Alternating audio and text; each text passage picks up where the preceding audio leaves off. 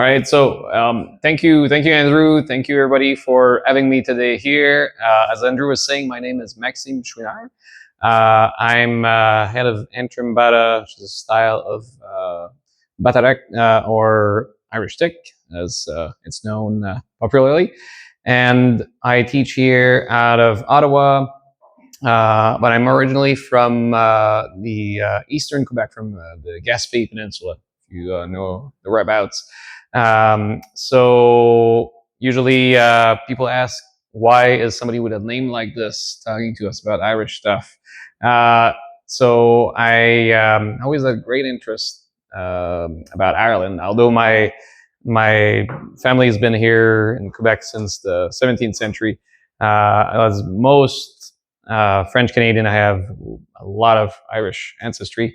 Some of my ancestors arrived in the Gaspé Peninsula during the Great Famine.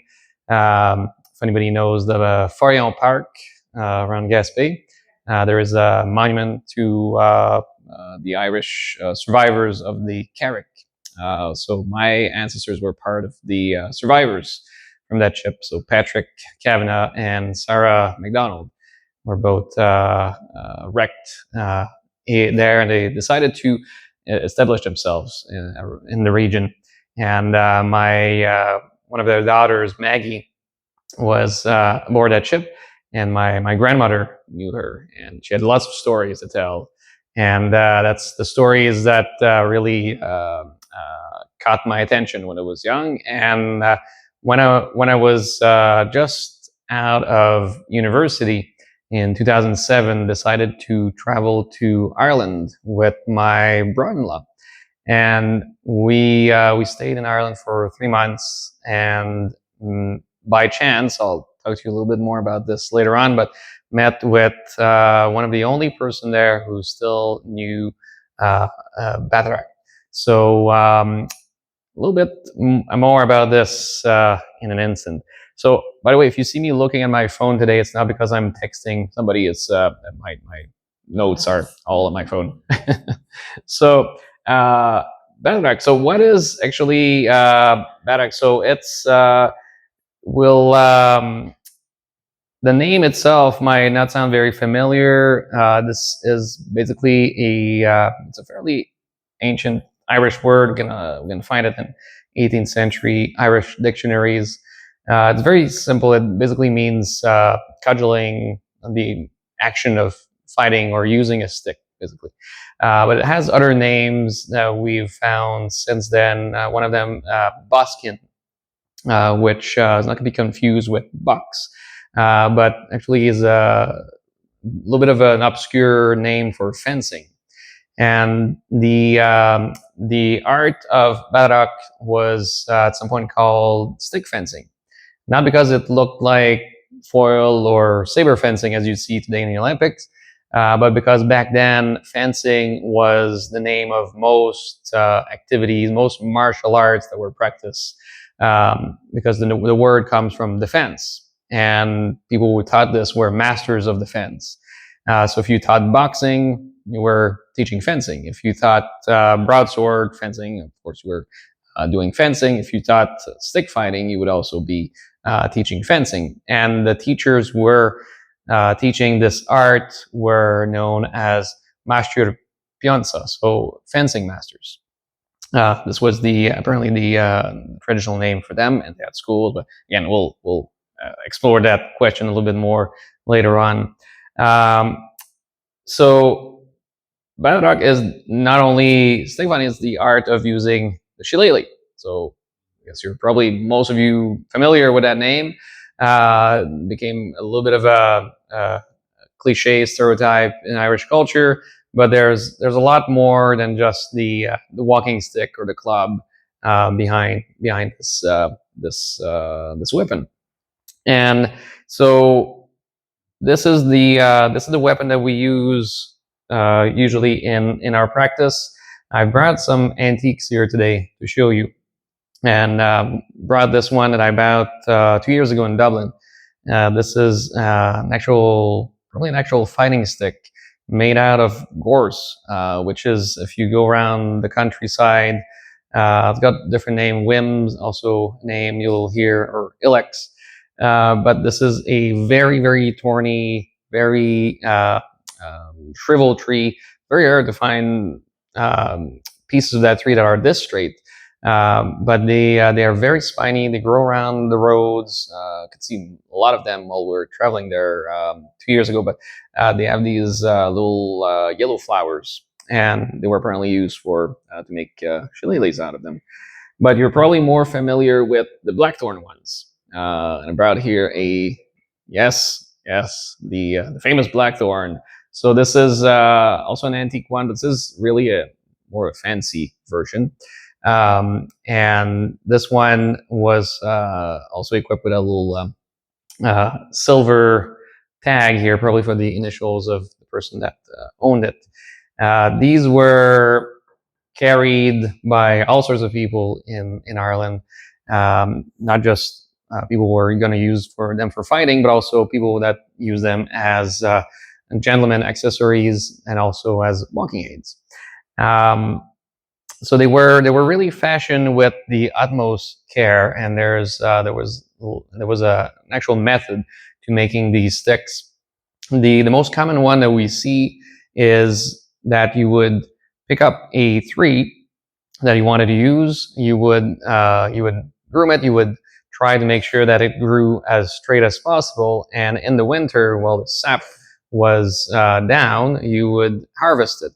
And ideally, you would harvest the trunk, as the trunk part is really making the most solid sticks for fighting. And the knob you see here would ideally be the root of the tree. So once you did this, you would remove the excess branches. You would remove the trunk, the bark, sorry, and also the thorns. So when you see sticks like this one, these are almost assuredly walking sticks, probably used by urban gentlemen because they look a little bit singular, a little bit fierce. This was kind of, if you were in the upper society, even in Britain for a while, this was the stick to carry around if you were on the countryside visiting or just taking a walk around. So having a blackthorn stick was quite fashionable. And the handle was really made especially so that you could just you could balance the stick in your fingers here effortlessly. Look very, very dashing while doing that. But the thorns were removed in the rural areas by people who use these as weapons, mostly because, as you'll see, the way we grip the stick is usually down here by the third or the middle. And if you still have the thorns here, they're going to be very uncomfortable and in the way, generally, to fight with. And not only that, but if you're using a blackthorn stick, I don't know if any of you have experience with blackthorn bushes, but they're infamous for causing very nasty infections when you prick yourself on those thorns. They carry some sort of bacteria on the thorns that can cause very severe infections. So now, once you harvested the stick, you've prepared it, you have to season it. So you would let it dry, usually for about a week. And you would, sorry, not a week, but a year. So a year or more. And so you would let it dry until the sap was mostly gone. And once that was done, you would put it in a, sorry. You would put it in wax paper, and you put it in a manure pile. So this is probably sounding very gross, very strange for us today. But there was actually a very sound logic behind this.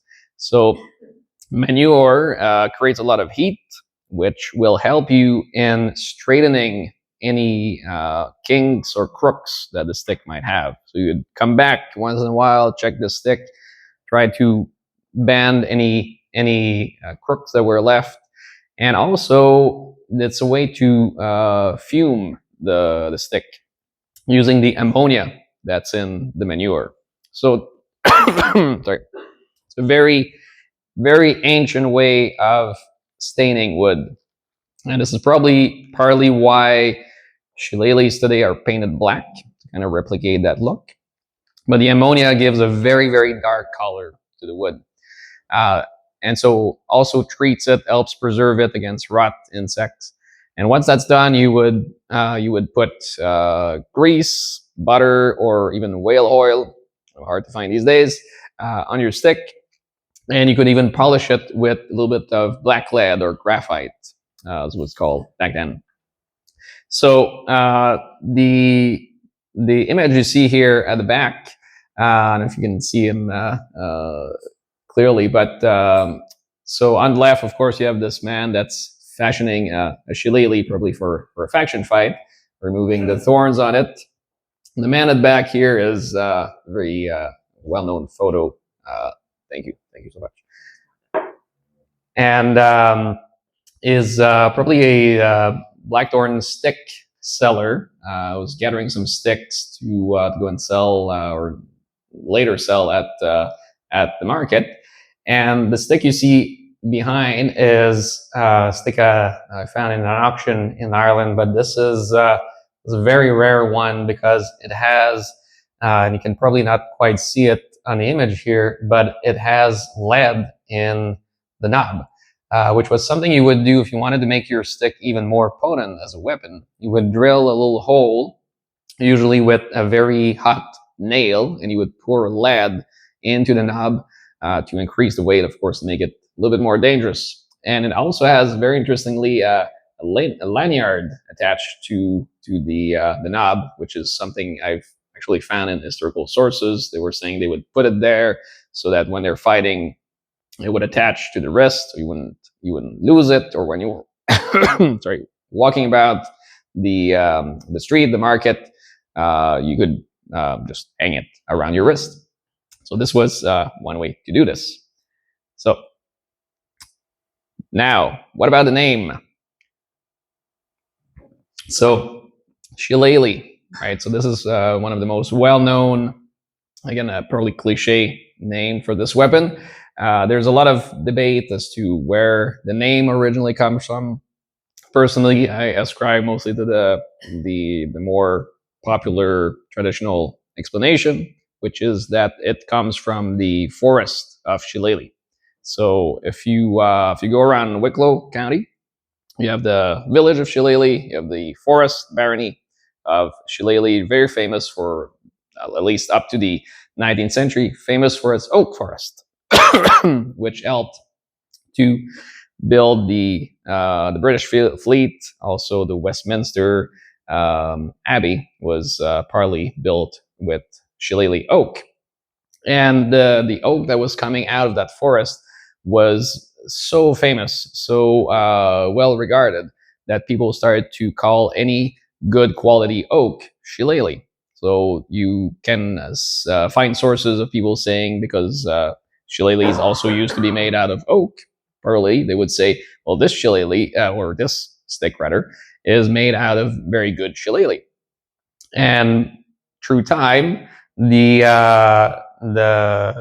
stick became known as a shillelagh, through their process that's common these days with brand names. Now, there's also other names, and again, probably not see them very well here in the back, but this is part of the research I've been doing since 2007. I've been compiling every name I can find in historical records, a lot of court records that I can find around. So actual people using those sticks, and how were they calling them. And you can find probably more than a dozen different names around. The most one of the most popular, shillelagh, of course, but you can find also kipeen, which is what you'll hear sometimes people referring like to kindling wood, right? This was usually referred to when you were talking about a small, short, or light stick. You also hear about wattles that were big, imposing sticks. There's also another famous example which is tied to a very interesting story, which is the Cleed Alpin. So this one became famous in the 19th century because of a British judge who was serving in Ireland and was hearing a case of a man who had struck another man with his stick. And the man was lying down, apparently. And so when the judge questioned him, the man told him, "Well, Your Honor, he was lying down, so I wiped his head with a cleat alpin." And the judge kind of paused and said, "Well, there's no case. This man here is clearly a true gentleman because he saw this poor man lying down and decided to wipe his forehead with a clean napkin." And until one of the barristers came up to the judge and explained to him, "Your Honor, this no, that's not what he said. A cleat alpin is a very dangerous stick, not a clean napkin." And this made the rounds for decades, still cited today as an example of how some of the British judges who could not understand a word of Irish were a bit disconnected from the folks they were judging. So now, beyond the name, where does this art Bataireacht comes from? So it's not very clear. Simple answer, because people have always been fighting with sticks that look exactly like this. Actually, there's I ran into an example of a Neanderthal site that was found in Germany, where they found in the ground perfectly preserved shillelaghs that I would show them to you today. They would be undistinguishable from some of the sticks I brought here. It's such a simple weapon, such an effective weapon that people have been using it for eternity. And all over Europe, this was also a very popular weapon. But the way that was used is where it's very unique to Ireland. And we do have some clues as to where at least the method of using it might have come from. Some of the first mentions we find are in the heroic tales, such as the Bataireacht hostel, which talks about warriors carrying clubs of thorns. So we all already know that it was, even back then in the age of Cuchulainn and other legendary figures, it was considered already a very potent weapon. But there's another very interesting clue from a gentleman named Gerald of Wales. So Gerald of Wales, this is the first illustration there on the left is from one of the editions of his book Topography of Ireland, which he published in the late 12th century. So Gerald went to visit some of his family that were residing in Ireland. They were Anglo-Normans that were part of the invasion back then of Ireland. And he wrote a book about his travel, his experience. And just to warn you, if you ever read this, it's extremely hostile to the Irish people. Clearly did not have a great time visiting the country. But he does give us some interesting clues about the way people were fighting. And you can see here there's a gentleman with an axe in his hands. And one thing that Gerald tells us is that people back then were carrying axes around as if they were walking sticks. So they would just carry them all over town. And they were fighting with them with grabbing them one-handed with the thumb up to guide the blow. And this happens to be exactly how we grip the stick in Irish stick. So we can imagine probably that they gripped it around the middle as well, being one-handed, a very forward, heavy weapon.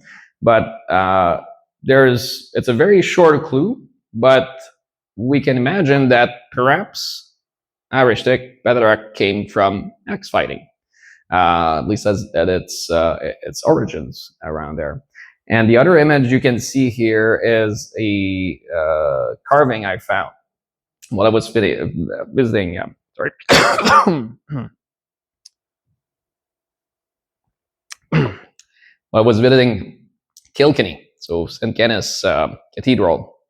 So this is a carving from the 13th century of Saint John the Lesser, who was carrying the. Sorry, I came with a very sore throat last week. I thought I was completely recovered, but apparently I'm still a bit affected. So now, Saint John the Lesser, carrying the tool of his, the weapon of his martyrdom, which was a club, and happens to be here represented as a shillelagh. And you can find the same representations of him up to the 16th century, pretty much. Now, faction fights. You might have heard about this before. This is probably where the art of stick fighting in Ireland is the most well known, the most associated with. So this is a painting from around the 1860s of Donnybrook Fair, probably heard the name before. Donnybrook, as completely associated today with fighting, with brawling. Funnily enough, I don't know if you know, but it's this is just outside of Dublin, and today it's apparently a very posh area of town. I'm sure the people back then would find this very, very funny if they knew. But this is a scene from the fair from that period. This is, and you can, if we zoomed in, you can see at the front that, sorry, remember this? You can see at the front that there is a faction fight building up. So right at the foreground, where there is a bit of a cartwheel standing, there are a few men that look like they're arguing. One of them is just pulling his sleeves. People are brandishing sticks. And on the right side, there is a man who is coat dragging. So this was a practice that was very much associated with stick fighting. And there, it was some sort of a sorry, some sort of a provocation for a fight, for a duel to start. So they fortunately appear to have lost one of the image, but anyway, I'll show you another example of it. So the man in the middle here is doing exactly that. This is actually those two paintings here are from the same artist as the Donnybrook Fair before. So this is from Erskine Nicholl, was a Scottish artist from the mid-19th century. Very prolific one. Made a lot of depictions of rural Irish life. A lot of them are very cartoonish. He uses mainly the same man as a subject for all his paintings. Sometimes you'll see the same man several times in the same painting. And this was an Irishman that was living sorry, in London at the time. So I'll just go back here to the beginning just to show you the painting that seems to have somehow disappeared. Well, this is a bit peculiar. Sorry, I don't know what happened. It was pretty sure it was there at the beginning. Anyway, we'll try to find it later on, but it's a painting by, you'll have to believe me, it's a painting by Daniel MacDonald from the 1840s, showing a very heroic, very manly looking faction fighter, faction leader, ready to jump in the fray. Very rare type of representation. Usually what we see in art look more like the two other fellows right here. So the one in the middle is meant more as a comical version, while the one at the right is more of a threatening representation. And if you knew, I'm sure you know some of Irish history, but the title of this painting is very telling as to the intent of the artist. It's called Home Rule, and the image of the the violent Irishman faction fighting with a shillelagh, very much used in propaganda at the time to communicate the image that look at these Irish people. We can't let them govern themselves. They're violent. They do faction fight. They fight with sticks. We can't let those people govern a country. So this was very much used to the detriment of the Irish people, unfortunately, and unfortunately for the art of Bataireacht as well, because it was so much associated with the practice that it came to be repressed even among Irish society. We'll get a little bit more into that later on. Um, Here's a little map I'm working on of all the faction fights I can find in court records in Ireland. So the colors are different eras. Blue from the 19th century, red, can't quite see them, but there's quite a few around Dublin, are from the 18th century, and the black are from the 20th century. So the practice actually went on for quite a while longer than people usually think. There's this common story that has been going around history books and so forth, that the last faction fight took place in 1887 in White. I'm not sure where that story originated, but it definitely does not reflect the historical records, because there are plenty of Irish stick fights, faction fights going on in Ireland well after that. Some of the latest I found were in the 1930s, but by then it was definitely very much an oddity. And it wasn't just in Ireland. So the other map might recognize Ottawa. So because people were immigrating a lot in the 19th century, and a lot of Irish people came around Ottawa, they also kept on the practice of faction fighting with sticks. And you can find many mentions of this in newspapers and around court records around the era. So now, faction fighting was not just about war, about factions hating each other. It could be actually for fun, but a very different concept of fun that we have today. So people could do this for weddings, funerals. They would do this in county fairs, but it was a very dangerous one. One where you could potentially get injured or even die. But if you ended in front of a judge and you killed somebody in a faction fight or injured them very gravely, the judge would probably let the case go. They would say, well, it was a faction fight. You both knew what you were getting into. Case dismissed. But if you use a knife, that did not go well, because the shillelagh was cultural Irish symbol. It's traditional. It's this was part of Irish culture. Knives are continental imports. We do not want this in Ireland. So if you were killing or injuring somebody with a knife, up to the gallows. So it's interesting to see how people perceive these things back then. But there were also more serious ones. Of course, there were factions that definitely had grievances towards each other. There were also factions that had political aims. A lot of factions were supporting working class, such as the White Boys, kind of a name that didn't quite age well today.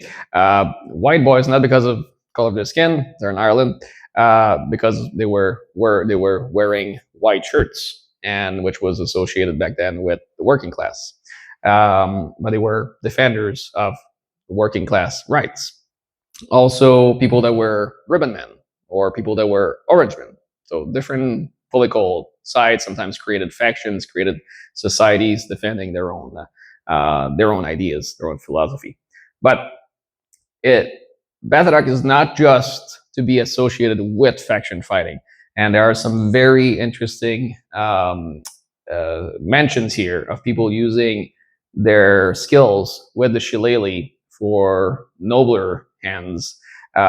So you have, for example, in the upper left corner, this is a man from Missouri. So Mr. Charles was originally from Ireland, but was an opponent of slavery back then, and used the shillelagh quite profusely to defend himself against pro-slavery people that were attacking him on the street, because he was a journalist and was promoting the idea of ending slavery. Also, you have examples of uh, people that came up defending innocent victims of crimes, just jumping out, seeing a crime in the street, picking up their shillelaghs and defending your woman that was being assaulted on the street. And the two at the bottom are examples of Irishmen who were carrying shillelaghs to defend themselves against press gangs. So they would, namely, one of these examples are Irishmen that immigrated in London, and back then it could be very dangerous during the Napoleonic Wars.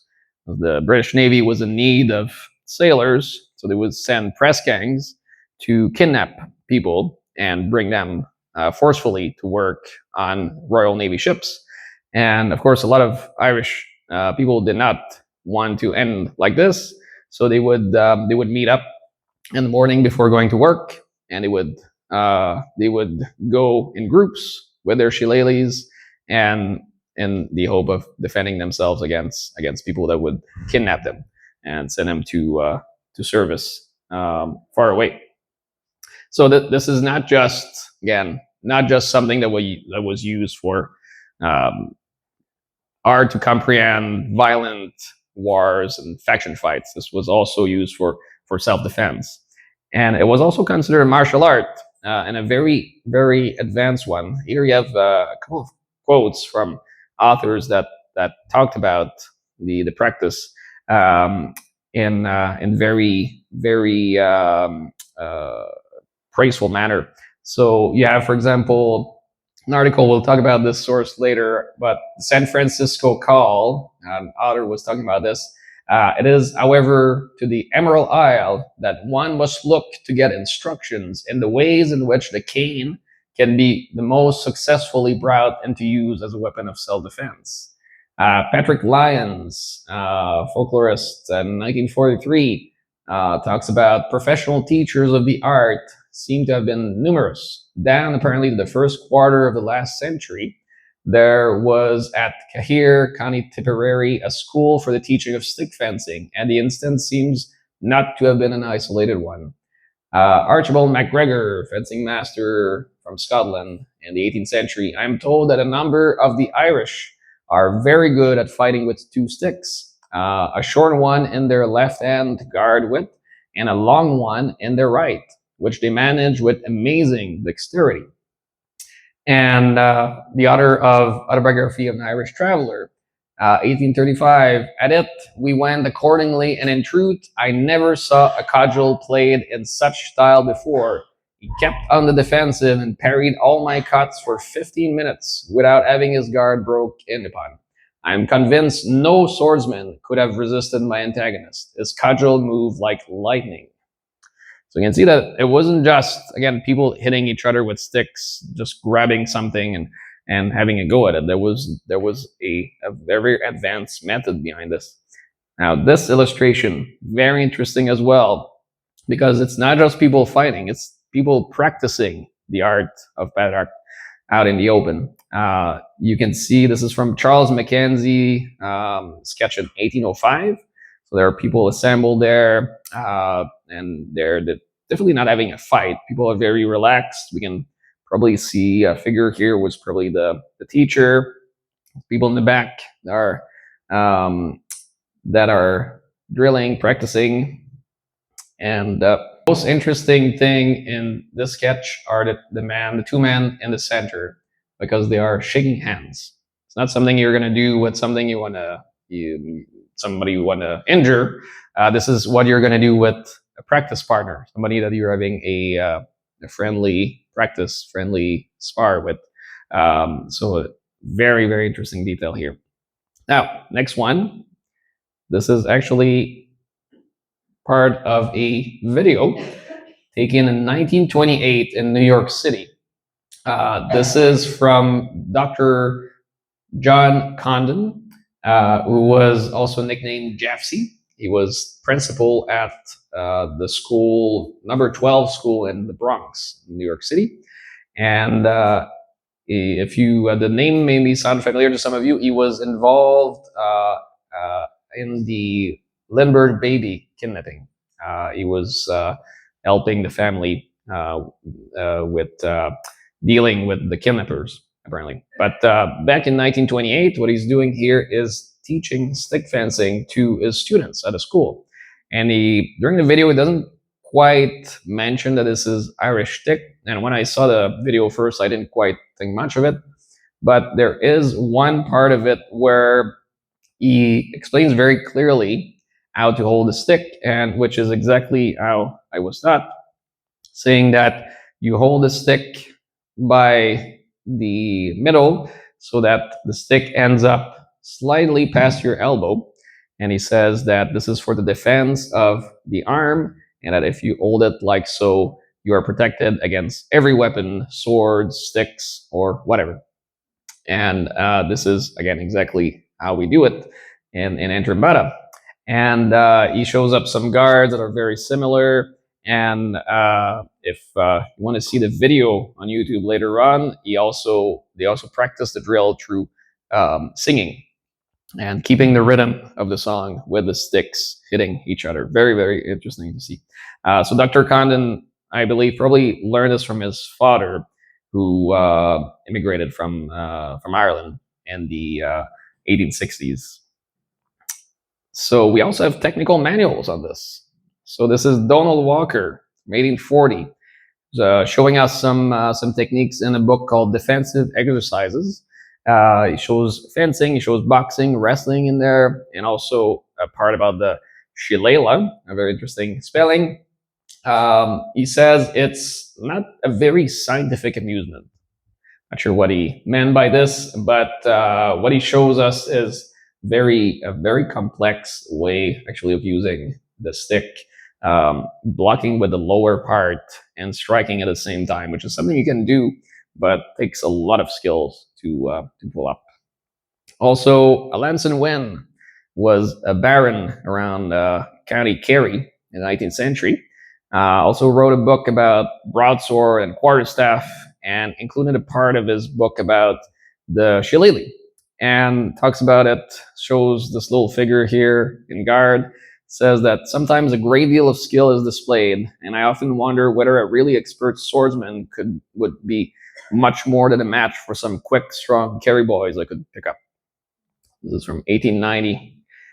And here was talking earlier on San Francisco Call, an article from that journal from 1905. We don't know who the author was, unfortunately, but he talks about how to use the shillelagh, talks about the grip. There again, very similar to what I was taught. We found this article a few years after we learned our skills. So holding it with mainly the first three fingers as a support, and the two lower fingers here giving the power for your strike, and also measuring the stick at the forearm to make sure that it covers, and how to use it, of course, against will-be attackers. Previously Longers, 1918, published a book about jiu-jitsu, and puts part of it about how to use the blackthorn stick as a method of self-defense. Now, why have you never heard about this before? Right? That's a question I always get from a lot of people, especially in Ireland. Now, if it was so popular, why did it disappear? Well, remember earlier on I was talking about why, about the perception of it. Coming mostly from British propaganda saying, these people are violent, they're using sticks against each other, we can't let them govern themselves. And this image became so big, so conflated, that a lot of Irish people were saying, well, we have to put an end to this. It's giving us such a bad image. We have to do something else.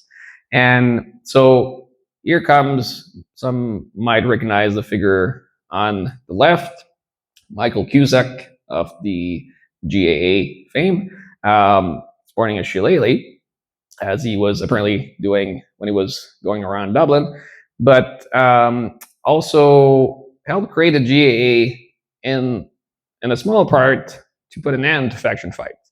So to draw young men away from faction fighting towards more regulated sports like hurling, for example, and in the hope of ending this practice. Now, they could have maybe took stick fighting and made it into a sport, but I've never seen any mention of it having been any um, uh, anywhere near their thinking. I think back then it was so much associated with faction fighting that nobody in their right mind would think about stick fighting as a separate thing, and so it had to go away. And this isn't even the only case of this in Ireland. Now, the two men on the right are doing something else. They're doing collar and elbow wrestling, or box wrestling, some people would call it also. Another unique martial art to Ireland that has disappeared completely today. It was very popular in the United States up until the early 1900s. And in Ireland, it was also practiced up until the 1920s, when the last school closed down in 1928 in Dublin. And it the GAA was approached to make this into one of their sports, but there was very little interest. Again, I think the idea was, we don't want to have anything that looks like fighting. So wrestling, no, we're not doing that. So it unfortunately went away. Yes, boxing, mostly in the United States at first, in Ireland as well, but it wasn't necessarily considered part of the GAA. It was mostly its own thing, going around the States and Britain. But a lot of Irish people probably went from stick fighting right into boxing, and became very successful at this. Now, let's talk a little bit about the traditional styles that still exist today. So the first one here, Antrim Bata. So this is from, as the name implies, County Antrim. It was preserved up to recent days by the Ramsey family. This is my teacher here that we met back in 2007. The style is very similar to a lot of the historical depictions I showed you. The main grip being one-ended, protecting the forearm, the elbow. Very, very interesting style. If you want to see some of it, might show some of it at the end, but we give class every week at Bronson Center. Also, another style that exists, Rinse and Bata, Whiskey Bata. So this is from County Kerry originally, came to Newfoundland in the 19th century, if I'm not mistaken, and preserved by the Doyle family. Focuses on close range fighting, mostly with two-handed grip. And further, this style doesn't exist anymore, but I had a chance to see a small part of it. So I don't know if some of you are familiar with the lady on the right side. This is Mariana O'Gallagher. If you know about Ghost Hill, she was one of the main figures behind establishing this National Historic Site. And she was an historian in Quebec, specializing in the Irish diaspora of Quebec. On her right side is her father, was mayor of Sainte Foy, and his own father on his right, who immigrated from Ireland. And I had a chance to meet Mrs. O'Gallagher, back in 2009, 2010, just before she passed away. She came to see one of my demonstrations I was doing when I was living in Quebec City back then.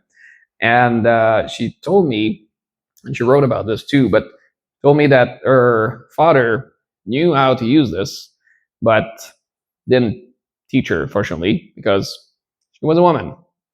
Time changes. But she did say that he showed her a few things that his own father taught him. So she grabbed my shillelagh. I'd never seen anything of what I was doing, but she grabbed it in her hand, and just she said she grabbed it exactly like we do, and she said, "Well, he told us that you grab it this way and you move it around so that the opponent doesn't know where the blow is going to come from." It's what we call milling in entering battle. So I was a bit floored to see that out of the blue like this, somebody knew something very, very similar to what we do. So, um, so it's probably more. There are probably more styles that survive like this, but people never could imagine that this was a martial art and this was traditional or word preserving. People were not brought up to think that way. People were brought up to think that martial art is what Bruce Lee does, or fencing is a martial art, but fighting with a shillelagh, no, that's not a martial art. So people were not trained, or people were not taught to think this way, so they just kind of let this knowledge go, unfortunately. But we managed to safeguard some of that knowledge, fortunately. And today we're trying to promote the practice as a martial art, as something that is not meant to fight in fairs and kill other people, but this is meant for personal development, for learning useful skills, useful self-defense, maybe, but also just to preserve, I think, a worthy cultural heritage. It should be more known in the whole world. And today, just for Enchambada, we have groups in 7 different countries now. The picture on the upper right is me giving a seminar in Dijon in France in 2019, and this is some of my students in Paris as well. We have a group now in Dublin. It's opened up 2 years ago. And the picture at the bottom here is our class. This is, by the way, this is Andrew on the right side, sparring. So now we use protective equipment, something that people did not use in the past. But sometimes you have to make necessary changes in order to keep practicing. So it's a very safe activity, much safer, I would say, that many martial arts that are practiced. So today, this is about it for my little presentation here. I don't know if you have any questions for me. No, I went on a lot, but yes. More a comment. My late husband was from South Africa, and one of the things he brought home when we went to visit was something the Afrikaners call a knopker. Yes. It's a Zulu fighting stick that looks just like your smooth one there. Yes. A knob on the end, but it's a black wood and quite imposing looking. Yes. And, I guess these days it maybe used as a walking stick or just as a souvenir kind of thing. Well, they're still doing that today. You can find videos on YouTube of Zulu people having fights with these sticks, and it's a very impressive martial art to like. I personally I wouldn't fight the way they do. It looks very dangerous, but it's looks very effective, and yet it's the sticks used are very similar. Interestingly, remember what I was saying about the axe later on, but in Zulu culture, this is to train for axe fighting. So the club is meant to safely replicate an axe to train warriors. So another like yes. Yeah, do I understand that Ireland developed when they did away with the Shillelagh combat stuff? If so, it's interesting. Out in Canada at the hockey arena, they have a display of the original hockey sticks. Yes. And the first one looks like a bird. Yeah. Yes, you're right. Well, Then the Shillelagh was the original hockey stick. maybe. Well, that so Erling is very is a much older than 19th century. It's we have mentions again in the heroic age. We know it was practiced in the medieval era. I don't quite know how close it was to today. We know that they did change a lot of things with the GA in the late 19th century. But sometimes these games would devolve into faction fights with people using their early sticks as weapons. But yeah, it was differently. It was a separate thing. But most sports back up until the 19th century used to be quite violent. When you hear about football, for example, or soccer being banned in medieval Europe, you usually laugh and say, "Oh, who would want to ban football? It's just a game." But back then, there were people dying playing soccer, football, because you could punch each other. You could throw people on the ground. There were very little rules, and it was very easy for a lot of games to devolve into big brawls. And by the 17th, 19th century, people instituted rules and created something completely different that's not seen as violent today. Yes, yeah. Hockey's a very interesting relic of probably of that era. Um, any other questions? Comments? Yes, sir. When you talk about it being kind of died out, Mm. probably the late 19th century or later than that, what you mentioned you kind of just because of propaganda from British propaganda about drunken Irish speaking to the who was who was the driver? Was it a political party or was it something that was pushing it to fade out because of the image? I think it was very much a united front in many ways because I think that a lot of the anti-home rule parties were promoting this, saying, "Look at this, it can't work. They're violent. They're fighting." But this idea was kind of caught on by their opponents, saying, "Well, okay, I guess they're kind of right, so we should put an end to this, so they don't have a point anymore." So there weren't really a lot of people defending the idea of faction fighting. It was kind of hard to do. I guess some people were defending the art of stick fighting, but maybe a bit too late. Like Patrick Lyons, I was showing earlier, published a few articles talking about how much of an advanced martial art, an advanced art it was, and it was worthy of preservation.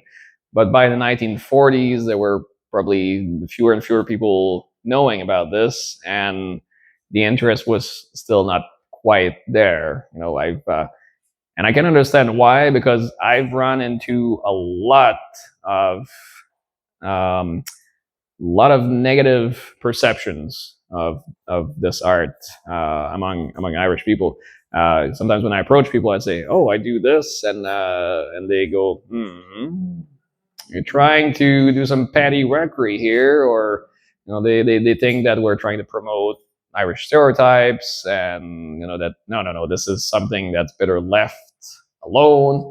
But this is this because of the image that was always propagated about this. But when you look at this from other angles, saying that all these people saying that this was a very skillful art, that it was used by people for self-defense, for again defending themselves against people attacking them in the streets or people wanting to kidnap them for press gangs, then it kind of changes your perception, and you're thinking, well, okay, it's not just again people just hitting each other until somebody falls down.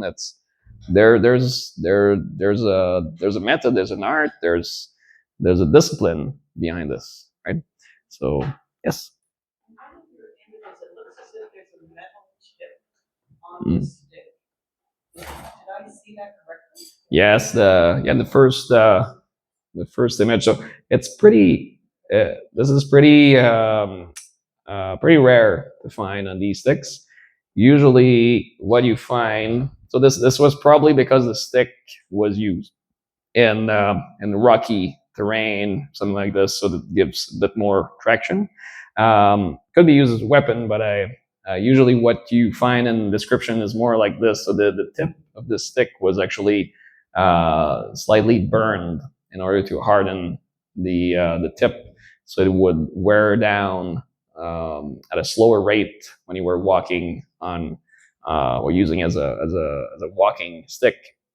So this was kind of the traditional low cost solution.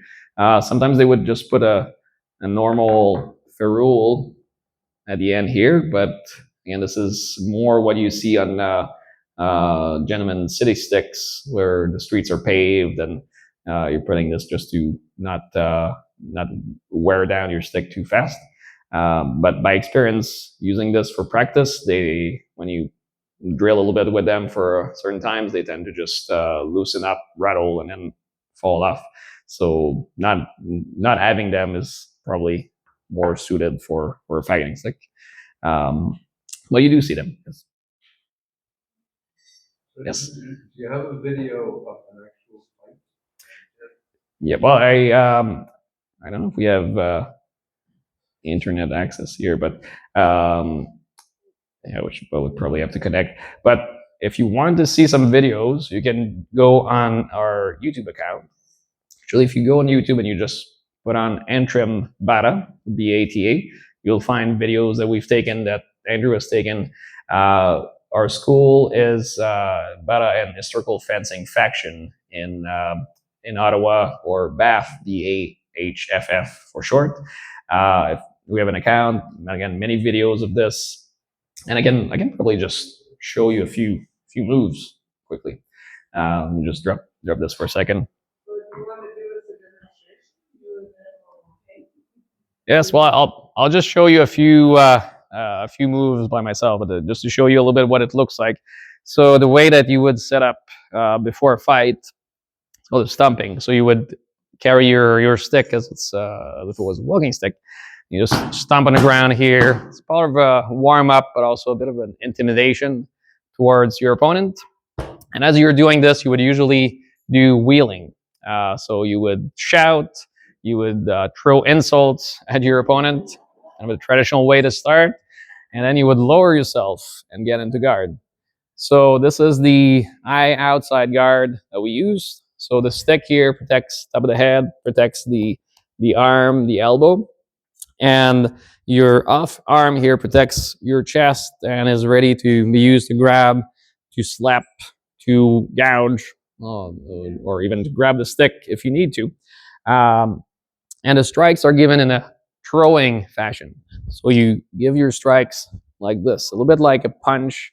So it goes off the arm, throwing forward like this. So I don't want to throw it towards anybody, but yeah, this is a little bit how it would go. You block usually with the thicker part of the stick around here, but you could also block with the lower end, just protecting your head and even blocking and striking at the same time. Or you could switch hands and then just use what's called a hook with the stick.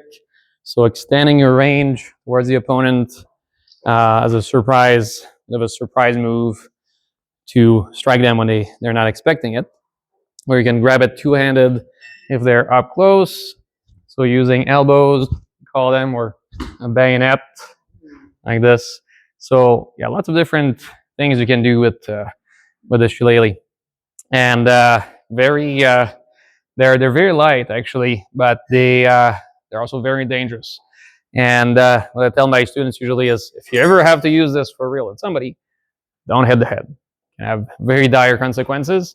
And actually what people would do back then when they didn't want to kill somebody, they would grab the stick reverse. And you can see this in court records where somebody would say, I meant no harm, Your Honor. I hit them with the thin hand of the stick.